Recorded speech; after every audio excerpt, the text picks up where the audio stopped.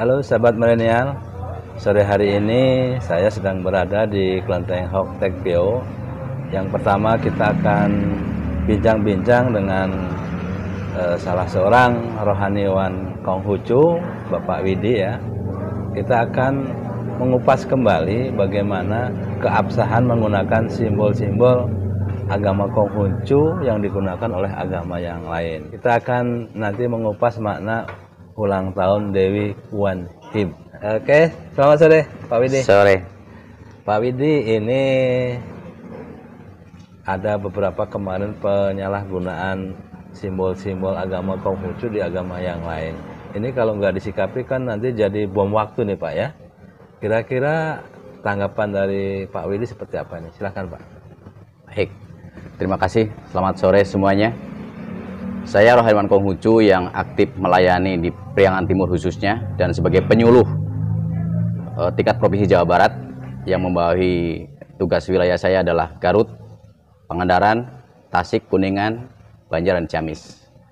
Sebagai rohaniwan Konghucu, tentunya kami tetap menjaga norma-norma kesusilaan, batasan orang beribadah sesuai dengan agama masing-masing. Dan kami juga menjaga keharmonisan, kerukunan dengan sesama.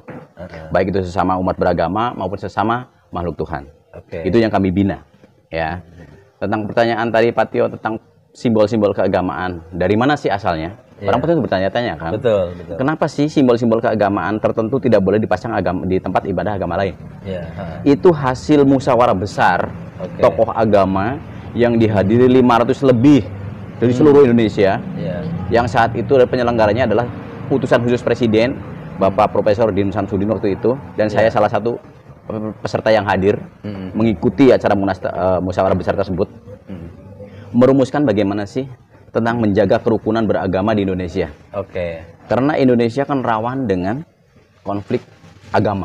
Betul. Jangan sampai konflik agama jadikan senjata atau alat untuk terjadinya perpecahan dan huru-hara atau apapun juga yang terjadi di Indonesia. Maka pemerintah mengadakan musyawarah tersebut, merumuskan apa saja sih yang boleh dilakukan oleh setiap agama dan apa yang tidak boleh. Gitu. Dan salah satunya adalah jelas bahwa agama-agama tertentu itu, agama-agama yang ada bukan tertentu, mempunyai simbol-simbol keagamaan. Seperti hanya Konghucu punya lampion. Itu simbol Konghucu. Itu Muslim ya, punya bedug, itu simbolnya, dan ketupat. Ketika hari raya Idul Fitri menjelang gitu kan, dari bulan Ramadan gitu, di mana-mana udah ada gambar ketupat dan bedug.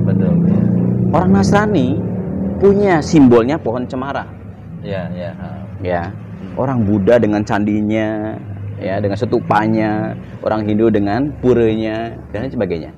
Nah, itu simbol-simbol tersebut tidak boleh digunakan oleh agama lain, dipasang di tempat agama lain.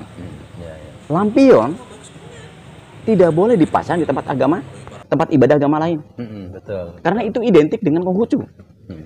Pohon cemara juga seperti itu. Tidak boleh dipasang di masjid, tidak boleh dipasang di litang, tidak boleh dipasang di wihara. Kenapa?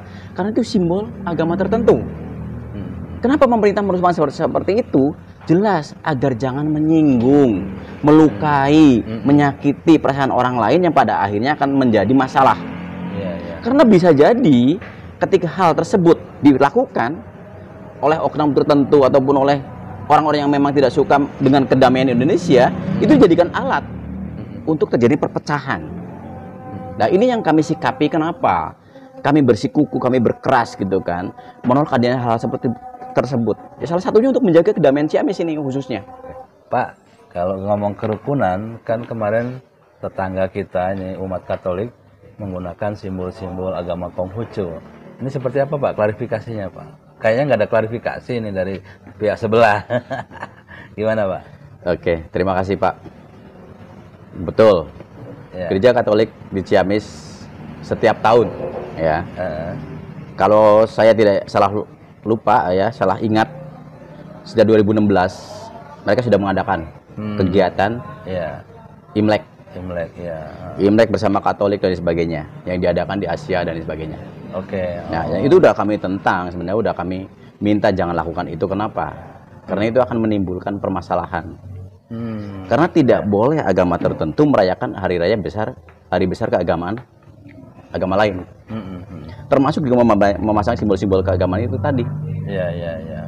Bapak kalau bertanya seperti itu, setiap tahun Bapak bisa melihat di gereja Katolik Ciamis, setiap tahun lebih meriah, lebih ramai, lebih banyak lampion yang dipasang ketimbang di Kelenteng dan di Makin. Oh iya. Itu sangat menyolok, dan bahkan itu betul kejadian. Pejabat Ciamis pernah bertanya ke saya, Pak, bukannya itu sama? Iya, Karena kan itu sama, karena mereka imlekan. Betul. Ada barongsai. Nah itu dia. Bupati hadir. Saya katakan beda, Pak. Itu tempat ibadah orang Kristiani, yang Katolik alirannya. Iya. Imlek itu hari raya umat Konghucu. Kami merayakannya di Litang dan di Kelenteng. Saya katakan seperti itu. Itu betul kejadian. Beberapa hari setelah kegiatan ada barongsai di gereja Katolik tersebut. Ya. Bahkan ada misanya. Betul, misa Imlek ya, dilayangkan oleh mereka. Di ruangan juga didekorasi dengan berbagai macam yang ornamennya adalah ornamen agama Konghucu. Simbol-simbol keagamaan Konghucu. Ini mengusik kami, kenapa? Gitu kan. Dan ini udah berulang kali kami dimediasi oleh FKUB, tapi hasilnya nggak ada kok sampai hari ini. Toh tetap berjalan setiap tahun. Iya. Maka ketika orang berbicara kerukunan, gitu kan, mudah orang mengatakan kerukunan itu. Tapi kerukunan itu yang seperti apa sih? Harus seperti bagaimana? Kerukunan itu tercipta karena ada rasa toleransi. Ya, betul. Tanpa ada landasan toleransi, saling menghargai, saling menghormati satu dengan yang lain, nggak akan ada kerukunan. Iya. Jadi kalau Bapak tanya kerukunan, saya yang tadi ucapkan bagaimana untuk menjaga Ciamis tetap rukun, ya ada toleransi itu yang harus dikedepankan. Jangan sampai orang hanya mengatakan rukun, damai dan sebagainya, tapi tidak ada toleransi, nggak akan ada rukun. Karena masing-masing tersakiti, menyakiti, mungkin orang tidak akan merasa, saya melakukan ini kok, ini budaya kok. Umat saya banyak yang Tionghoa kok. Bukan seperti itu. Ya. Imlek saya katakan boleh dirayakan oleh siapapun juga. Manusia di seluruh dunia boleh merayakan Imlek. Tapi bukan di tempat ibadah. Betul. Itu yang kami tentang, tidak boleh di tempat ibadah. Itu yang kami coba klarifikasi, coba kami luruskan, coba kami minta dengan pengurus FKUB yang ada, jangan sampai hal ini terjadi. Itu Pak. Oke. Pak, mungkin ada langkah berikutnya untuk menyelesaikan ini dari pihak Konghucu, atau pihak Katolik sudah minta maaf belum, Pak? Permintaan maaf mungkin sampai hari ini ke saya atau ke pengurus Makin tidak ada. Tidak ada ya? Ya. Menunggu, ya kami menunggu bagaimana nanti pengurus FKUB ataupun pemerintah daerah ya Kabupaten Ciamis ini punya solusi untuk hal ini agar jangan sampai terjadi. Terjadi apa? Terjadi memancing keributan yang akhirnya akan menjadi kerugian besar untuk Ciamis. Mungkin Pak mau nempuh ke pengadilan, kan ada semacam tanda kutip penistaan dalam bentuk yang sangat halus. Kami masih menunggu penyelesaian secara kekeluargaan. Yaitu dengan FKUB, Kemenag, mungkin Kesbangpol, dengan pejabat-pejabat yang terkait. Agar jangan sampai hal ini nanti menjadi sesuatu yang luar biasa, mencoreng nama Ciamis, itu yang kami jaga. Ya, kenapa kami lakukan itu? Bapak mungkin belum aktif ya, belum tahu dengan kami di sini di beberapa tahun yang lalu pernah kami mau mengadakan Cap Gome. Kami itu mengundang barongsai dari Arhanud Semarang. Kami itu mau kirab gotong tapekong keliling kota Ciamis untuk yang kesekian kalinya. Betul. Ya, kita gotong joli. Ini joli namanya. Ya, tempat gotong tapekong. Itu udah banyak tamu-tamu dari luar kota, dari kelenteng-kelenteng lain yang datang ke sini. Ada puluhan yang akan ikut kirab besoknya.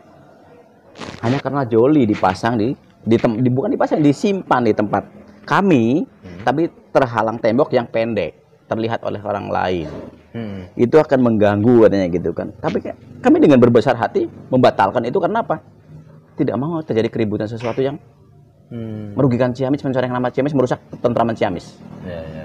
Kami bisa berkorban seperti itu, padahal kami tidak merugikan agama lain. Itu yang terjadi. Oke Pak, mudah-mudahan cepat selesai. Kita tunggu itikat baik dari tetangga sebelah Pak. Sancai. Romo Katolik ini. Gitu. Ya Kak, kita lanjut Pak. Tema malam ini kan kita merayakan ulang tahun Dewi Kuan Im, ya. Maco Kuan Im. Nah, ini bagaimana ini makna peringatan malam ini Pak? Silakan Pak. Ya, baik. Maco Kuan Im atau kita mengenal Dewi Kuan Im itu disimbolkan Dewi welas asih. Ya. Manusia yang penuh welas asih, yang penuh cinta kasih kepada sesama, bersedia membantu siapapun juga tanpa pamrih, tanpa melihat suku, ras, agama dan lain sebagainya. Siapa yang butuh pertolongan itu ditolong. Sehingga ini menjadi simbol kita manusia itu harus berbuat seperti itu, seperti hanya ajaran Konghucu bahwa di 4 penjuru lautan semua saudara, ya kita harus menganggap semua saudara. Ketika orang melihat kesusahan orang lain dengan tanpa diminta, kita segera membantu. Jadi Dewi Kuan ini simbol Dewi welas asih, ya, ajaran Konghucu yang 4, cinta kasih, kebenaran, susila, bijaksana. Nah ini yang pertama, manusia harus punya cinta kasih. Betul. Ini pemberian Tuhan, pemberian karunia Tuhan yang ada dalam watak sejati manusia. Konghucu mengatakan di dalam sing manusia itu ada benih-benih kebajikan, ren ilice. Kalau manusia bisa mengembangkan yang 4 ini, maka dia akan menjadi manusia dipercaya. Itu Dewi Kuan Im itu lebih seperti malaikat atau manusia yang sempurna sekali? Bukan manusia yang sempurna sekali ataupun malaikat, tapi orang yang berbuat kebaikan dan akhirnya dia itu dihormati. Ya, seperti hanya di gini ada Kuan Kong. Ya. Dia dikatakan sebagai senming yang menjunjung tinggi kebenaran. Kita bisa jadi senming seperti Kuan Im, Kuan Kong, Hotek Cheng Sin itu kan. Kalau kita mampu membina diri kita menjadi manusia yang baik. Berkebajikan, berbuat kebaikan terus menerus. Itu menjadi Konghucu. Berbuat kebaikan sampai puncak kebajikan adalah tugas kita manusia. Nah, kalau kita sudah berbuat kebaikan seperti itu, orang banyak merasakan kebaikan kita, pada akhirnya kita akan dihormati, akan dipuja. Nah, orang Konghucu bersembahyang di kelenteng ini, memuja para senming ini yang dipersonifikasi dengan Kim Sin, ya. Kim Sin itu patung. Orang mengatakan itu patung, itu Kim Sin kami menyebutnya. Itu apa? Ya, itu karena di penghormatan yang dilakukan kita meneladani apa yang telah dilakukan oleh beliau ini. Jadi bukan menyembah mereka gitu kan, meminta sesuatu kepada mereka. Karena Konghucu mengatakan apa? Ya, siapa berbuat dosa kepada Tuhan, dia ada tempat lain untuk dia meminta doa. Artinya mereka sendiri juga pada takut untuk memberkati kita yang banyak dosa. Gitu ya. Ya, kalau kita berbuat dosa kepada Tuhan, mereka nggak akan menolong kita, kecuali kita memang bertobat. Kita bertobat, kita berubah dari jelek jadi baik.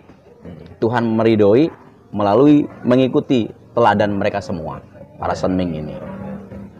Berarti sebenarnya Dewi ini manusia yang memang mampu mencapai derajat tertinggi ya? Iya, ceritanya seperti itu. Baik, sahabat milenial, sampai di sini bincang-bincang kita dengan Pak Widi, rohaniwan Konghucu ya. Kita tunggu bagaimana respon tetangga sebelah menyikapi keberatan dari agama Konghucu. Oke, sampai di sini. Like, share, comment, and subscribe.